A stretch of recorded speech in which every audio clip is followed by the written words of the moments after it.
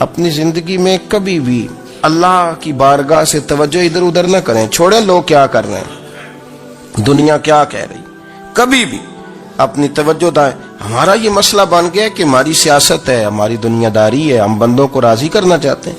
ہم دیکھتے ہیں کون کس طرح, اور آپ یقین کریں آپ تھک جائیں گے, بندے راضی نہیں ہوں گے, وہ نہیں راضی ہوتے. آپ ان کو منا کے لائیں گے تو ادھر والے نکل جائیں گے, ادھر کو منائیں گے تو ادھر والے نکل جائیں گے.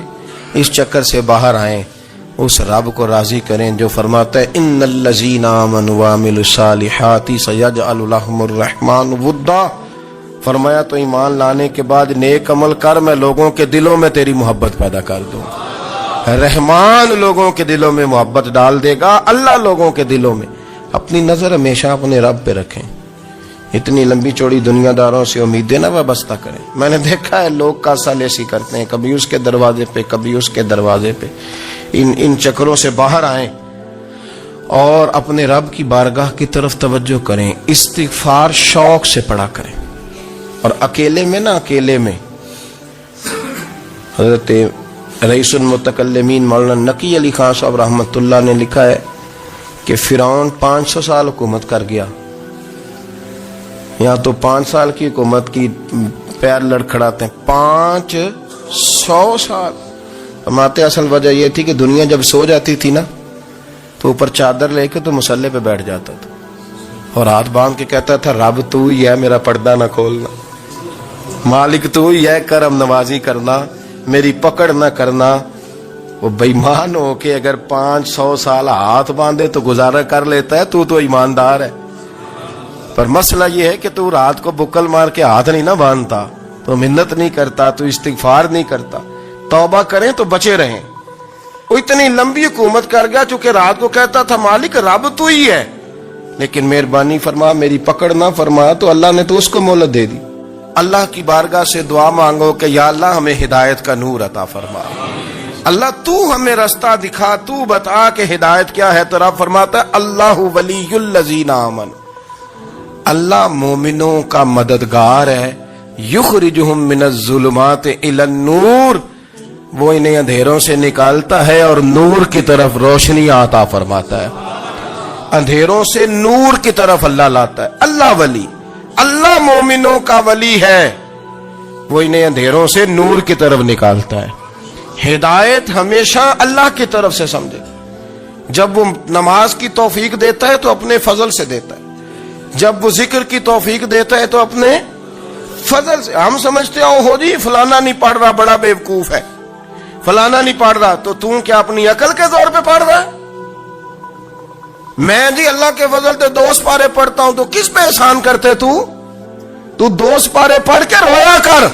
کہا اگر مالک تو بڑا قریب نہیں, بڑے لوگ ہیں جن کو پورا قرآن حفظ ہے پر انہیں پڑھنے کی توفیق نہیں, تو انہیں فضل کیا اور مجھے توفیق دے دی ہے پڑھنے کی. رویا کر, پڑھ کے رویا کر. راتی ساری کر کر زاری, او نیند اکھاں تھی توندے, تے فجرے اوہی گناہگار کہاون سب تو نیوے ہوندے.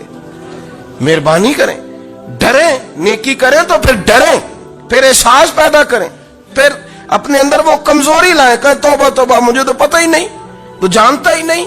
حضرت سیدنا امام اعظم ابو حنیفہ رحمۃ اللہ تعالی علیہ کے ساتھ ایک شخص کہتا میں نے نماز پڑھی, تو عشاء کی نماز تھی. یہ جو لوگ بڑے ہوتے ہیں نا, جن کے پیار کرنے والے بڑے ہوتے ہیں, ان کے گرد خوف بھی بڑا ہی ہوتا ہے, انہیں بڑا ڈر لگتا ہے, بڑی بعض اوقات آزمائش ہوتی ہے ان کی. عشاء کی نماز کہتے پڑھی, تو امام صاحب نے نا عشاء کی نماز میں تلاوت کی آیتیں فَمَن يَعْمَلْ مِثْقَالَ ذَرَّةٍ خَيْرًا يَرَهُ وَمَن يَعْمَلْ مِثْقَالَ ذَرَّةٍ شَرًّا يَرَهُ. فرمایا جو ذرہ برابر خیر کرے گا وہ بھی قیامت میں دیکھے گا, اور جو ذرہ برابر شر کرے گا وہ بھی قیامت میں اس شر کو دیکھے گا, اس کے سامنے آئے گا. تو وہ شخص کہتا ہے کہ سارے لوگ نماز پڑھ کے چلے گئے, تو امام صاحب رحمۃ اللہ علیہ نے اپنی داڑھی پکڑی, رو رہے ہیں. کہتے ہیں وہ ذرہ برابر نیکی کا بدلہ دینے والے, وہ ذرہ برابر شر پہ سزا دینے والے, میری سفید داڑھی کو دیکھ.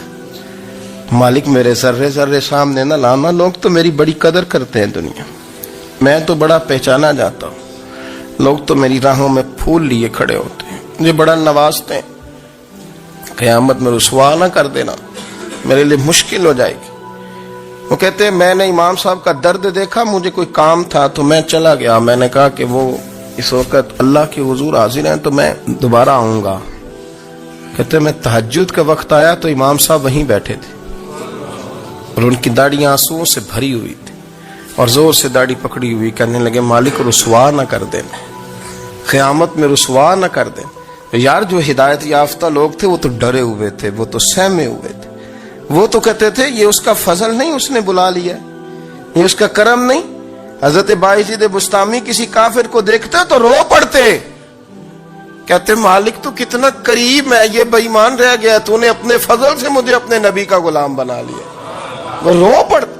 یہاں تو لوگوں کا دعویٰ ہی بڑا ہے، نمازی اللہ خیر فرمائے وہ تو دوسروں کو گھورتا ہے، وہ کہتا ہے جنت کا میں مالک ہوں، کنجیاں میرے پاس ہیں، میں کسی اور کو گھسنے نہیں دوں گا، اور اگر 2-3 حج کر لے تو پھر تو وہ کہتا ہے کہ اب میرے سے پوچھ کے لوگ جنت میں جائیں گے معاذ اللہ، اور اگر وہ 2 4 5 7 دفعہ کوئی نفل پڑھ لے تو پھر وہ کہتا ہے چھوڑیں جی سارے لوگ بے عمل ہیں، میں اکیلا نیک ہوں۔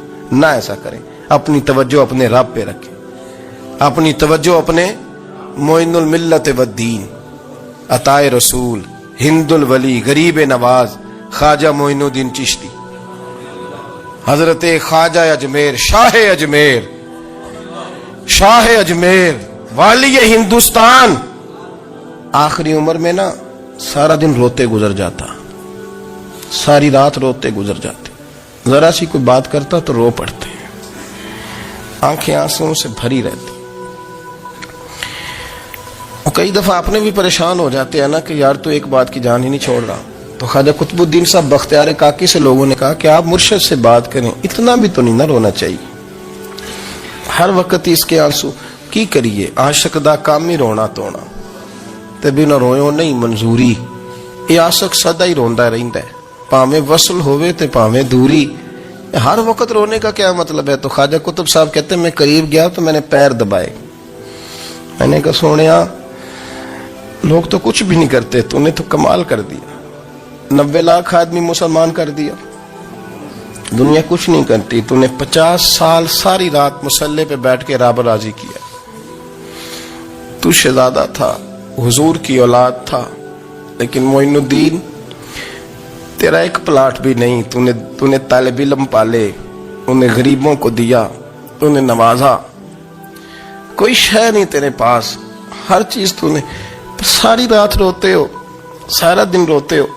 تو خواجہ قطب الدین صاحب کہتے ہیں میں نے جب عرض کیا تو خواجہ صاحب مجھے گلے لگا لیا، چیخ مار کے روئے، کہنے لگے قطب الدین پتر داڑھی سفید ہو گئی، جانے کا وقت آ گیا، جو تو نے نیکیاں گنوائی ہیں وہ ہیں صحیح میرے پاس، پر یار کی بارگاہ میں پیش کرنے کے قابل ایک بھی نہیں، ایک بھی نہیں، تو بارگاہ تو دیکھ کتنی بڑی ہے، رسول کریم کی بارگاہ میں پیش کرنے کے قابل ان میں سے ایک بھی نہیں، تو آستانہ دیکھ کتنا بڑا ہے، کیا پیش کروں گا، کیا عرض کروں گا حضور کی بارگاہ میں، کس طرح؟ وہ یار جو بڑے تھے وہ تو ڈرے ہوئے تھے، سہمے ہوئے تھے، وہ تو بڑی آزمائش میں تھے، لیکن میرا اور آپ کا رٹا 2 نمازیں پڑھ کے 6 نمازوں کا دعویٰ کرنا اور لمبی چوڑی کہانیاں بنانا اور اپنے منہ سے اپنی تعریفیں کرنا، اس سے تھوڑا باہر آئیں۔ رزق بھی میرا اللہ ہی دیتا ہے، علم بھی اللہ دیتا ہے، رزق بھی۔ بڑے بڑے فقیروں کو مالدار ہوتے دیکھا، بڑے بڑے مالداروں کو فقیر ہوتے دیکھا، بڑے بڑے، میرے ایک بڑا سخی قسم کا سجن ہے، بڑا پیارا ہے، میں اسے سخی مانتا ہوں، میں نے اپنی پریشانیوں کے دنوں میں بھی اس شخص کو سخی دیکھا۔ ایک دن رات کو مجھے ٹیلی فون کر کے کہنے لگا کدھر ہو؟ میں نے کہا میں گھر ہوں۔ نہیں اکثر سفر میں ہوتے ہو نا؟ میں نے کہا طبیعت کیسی ہے؟ ٹھیک ہے، بس حال چال پوچھنا تھا۔ میں نے سمجھائی، میں نے کہا یار یہ کوئی مسئلہ ہے، ورنہ رات کے 2 بجے کوئی حال پوچھنے کو فون تو نہیں نہ کرتا، کوئی مطلب ایسا تو مسئلہ نہیں نا۔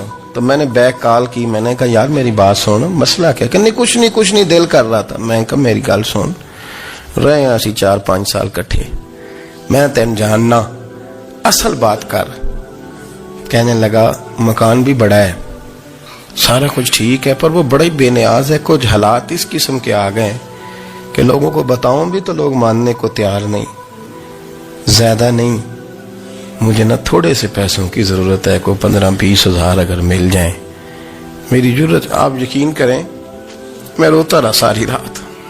میں نے کہا مہربانہ تیرا کس طرح کرانگے, اس سے لے کے زمانہ استعمال کرتا تھا, پر بے پرواہی ویکھ نہ سجڑ دی, جتھے کسے دی پیش نہ جاوے انہیں تاجاں والے در در رولے تے منگتے ہیں تخت بٹھاوے. سجنا کسے نو کارا مل دئی, کوئی کعبے خالی آوے. واللہ خیر الرازقین, وہ کہتے تو دائیں بائیں نہ جا, رزق تو تجھے میں دوں گا, میں ہوں بہتر رزق دینے والا. بڑے بڑے بادشاہ, بڑے بڑے شہنشاہ, بڑے بڑے لوگ ہاتھوں میں کاسے, فقیریاں. ام ربیہ کہا کرتی تھیں, بڑی نیک اور صالح خاتون تھیں, وہ کہتی ہیں کہ میں نا بڑے امیر آدمی کی بیوی تھی, اپنے شوہر کے ساتھ چھت پہ بیٹھی تھی تو نیچے فقیر مانگنے والا آیا, اس نے بڑے درد سے صدا کی تو میں نے اپنے شوہر سے کہا کچھ دے دیں, کہا دفع کر, ان لوگوں نے دھندا بنایا ہوا ہے. کہتی میں میکے سے بھی بڑا مال لے کے آئی تھی, میرے ماں باپ بڑے امیر تھے, تو میں نے نا چوری اپنے خامہ سے نظر بچا کے باتھ روم جانے کے بہانے گئی اور نیچے جا کے 5 دینار میں نے اس فقیر کی ہتھیلی پہ رکھے. کہتے اس نے 5 دینار دیکھے, پھر میری طرف دیکھا تو میں نے اس کی آنکھوں میں آنسو چمکتے دیکھے. کہنے لگے بی بی